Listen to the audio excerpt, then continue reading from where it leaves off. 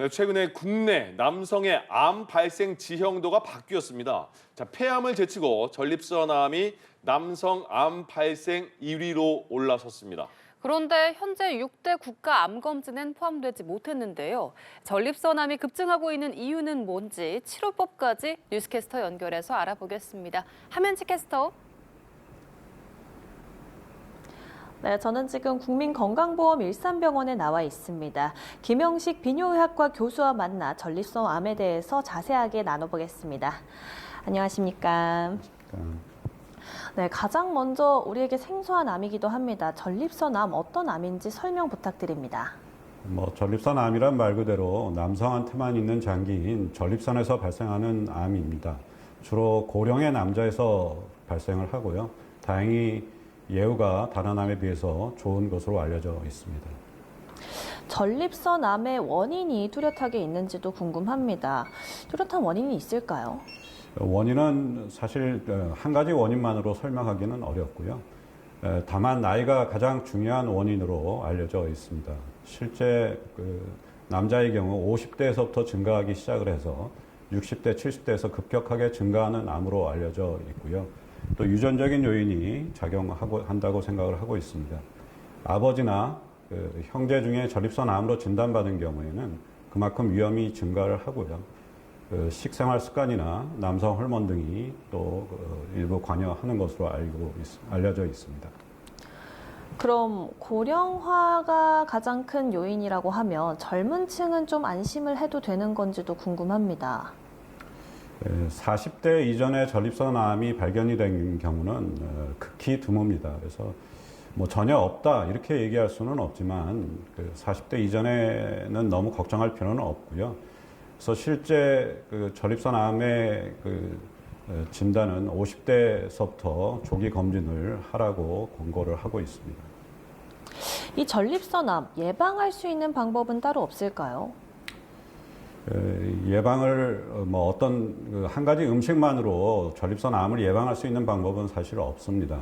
어떤 암도 마찬가지지만 전립선암도 현재로서는 조기 진단하고 조기 치료하는 것이 가장 좋은 중요하다고 생각이 됩니다. 실제 전립선암은 조기 진단이 가능하고요.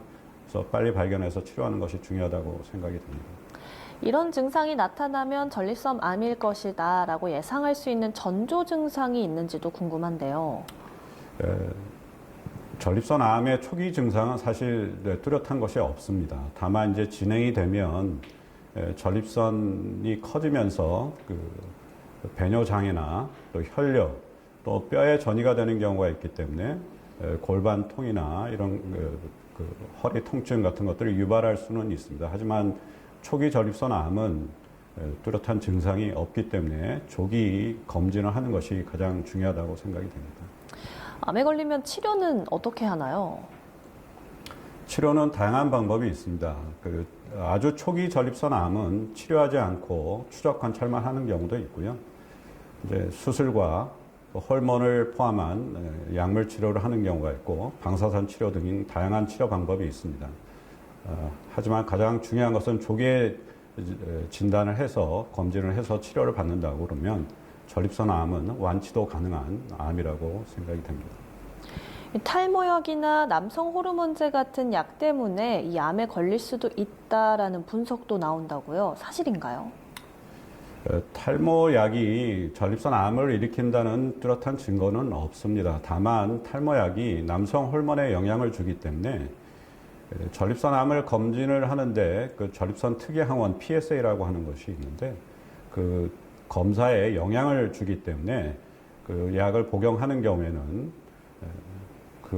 혈액 검사의 수치를 해석하는데 주의가 필요합니다. 그래서 반드시 의사와 상담을 하고 복용을 하고 치료를 하는 것이 중요합니다.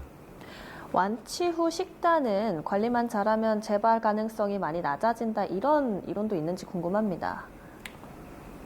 식생활 습관이 중요합니다. 하지만 식생활 습관만으로 암을 예방을 하거나 치료를 할 수는 없습니다. 중요한 것은 치료 후에도 정기적인 추적 감찰 및 검사가 필요합니다. 그래서 주기적인 추적 관찰이 중요하다고 생각이 됩니다. 네, 오늘 말씀 고맙습니다. 지금까지 출근길 인터뷰였습니다.